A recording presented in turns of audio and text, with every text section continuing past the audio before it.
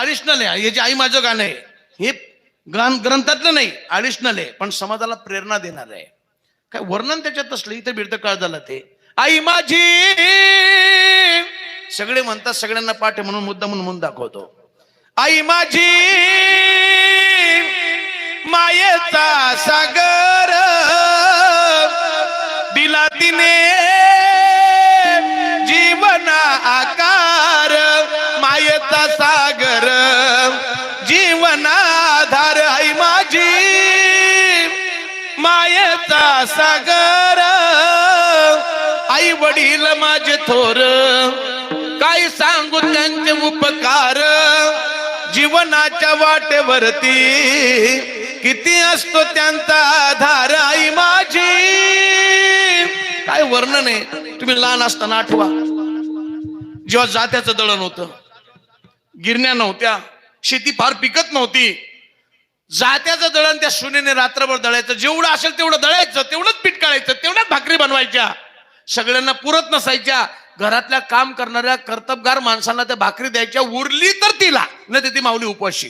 त्यातून तिला जी मिळेल ती चतकोरभर बाजूला ठेवायची. ती भाकरी ती बाजूला ठेवायची.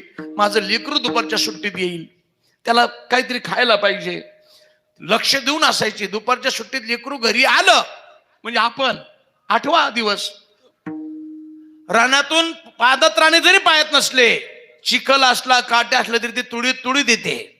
तळपत्या उन्हात रख रख त्या रानात राहिलीस माझ्यासाठी तू ग कष्टाच्या घामात. कधी मिळेल मुठभर घास, कधी घळे तिला उपवास.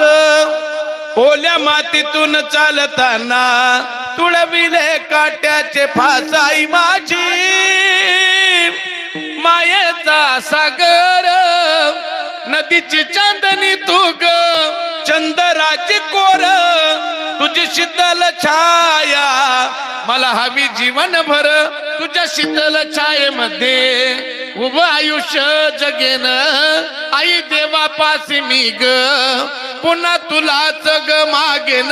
आई माझी खूप बोलणार आहे, इथं भिडतं ते खूप बोलत. 2 दिवस पूर्वी एवढं भांडवल आहे. पण त्यातून एक आरोप आहे शास्त्री माझा. अजून शास्त्रीजी माझा असं मत आहे, जेवढी वक्ते आईबापांबद्दल बोलतात ती जास्त करून 99% 90% तरी कमीत कमी आईचाच उदो करतात. बापाबद्दल फारसं बोललं जात नाही. बाप काही नाही का आपल्या जीवनात? बाप 0 आहे. कुणाला कळला बाप? या माता मावल्या आहेत ना, तुम्हाला रोज एक चिंता असते, उद्या काय करावं. आपल्या परिवारासाठी रोजच्या शिदोरीची चिंता करते, तिला आई असे म्हणतात.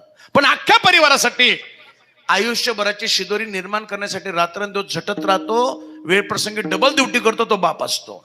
एखादा सदस्य घरात आजारी पडला, व्याजाने पैसे काढेल, शेळ्या विकेल, बैल विकेल, त्याच्यावर उपचार करतो. त्याच्याकडे पैसे नसल्याने त्याला ताप भरला, फाटलेली बन्यान तशीच झाकून शर्टाखाली झाकून कामाला जातो, तो बाप असतो. कुणाला कळला बाप?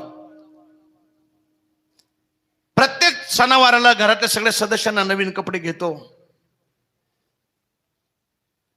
झाकलेली बन्यान तशीच झाकून जातो. आजारी पडलेला तशीच क्रोशिनची गोळी घेतो, तसंच कामाला जातो. याला बाप म्हणतात.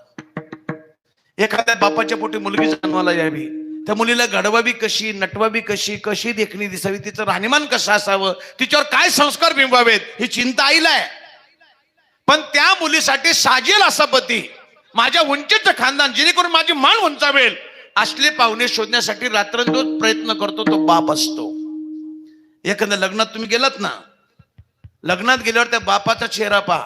लग्नाचं डेकोरेशन पाहू नका, नवरी मुलीचा बापाचा चेहरा पहा. सगळा खर्च त्यातच असतो. पण आलेल्या प्रत्येक पाहुण्यापुढे तो नतमस्तक होतो. का? समोरची पार्टी खुश झाली पाहिजे, माझी मुलगी सुखी राहिली पाहिजे. आणि लग्न लागल्यावर जेव्हा मुलगी नवरदेवाबरोबर गाडीत बसायला जाते, तेव्हा मात्र त्या बापाचा चेहरा पाहण्यासारखा असतो. ज्याला जीवनात खरोखर दुःख पाहिजे असेल त्याने तो विरह पाहणं गरजेचं आहे. अंतकरण भरून येतं. या टोपीला फेट्याला एवढी किंमत आहे, हात सुद्धा लावला तरी राग येतो माणसाला दुसऱ्याने. त्या टोपी सकट आपल्या मुलापेक्षा बी कमी वयाचा जावाई, त्या जावयाच्या पायावर सासरा म्हणजे त्या मुलीचा बाप नतमस्तक होतो, सांगतो जावाई बुवा तळाताच्या फोडासारखी पोरगी सांभाळली मी. काही काम येत नसेल तिला लाडात वाढलेली आहे. काही चुकलं तर पोटात घाला, समजून सांगा तुमच्या स्वाधीन केलेले लेकरू आहे माझं, जीव लावा जवाई बाप, पोरीला जीव लावा. हे बापाचं अंतःकरण. कुणाला कळलं बाप कोणाला? पण एक सांगू, आपली वेळ संपली. एवढं जरी आईबापाचं प्रेम असलं तरी आईबाप एका ठिकाणी कमी पडलेले आहेत. बाबा बाबा तुम्हाला पोरं किती आहेत? 2 आहेत. आवडतात तुम्हाला? आवडतात. तुम्ही आतापर्यंत जेवढी प्रॉपर्टी कमवली कोणासाठी कमवली? पोरांसाठी. माझ्या वयाची असतील ना पोरं तुमची? माझ्यापेक्षा मोठी आहेत का? माझ्या वयाची आहेत. माझ्या वयाची आहेत. मग जेवढी तुमची पोरं तुम्हाला आवडतात तेवढं मी आवडतो का? मी आवडतो? नाही नाही म्हणते म्हातारं. आणि त्यांचं बरोबर आहे. जेवढी आपली पोरं आपल्याला आवडतात तेवढी शेजारच्याची आवडत नाही.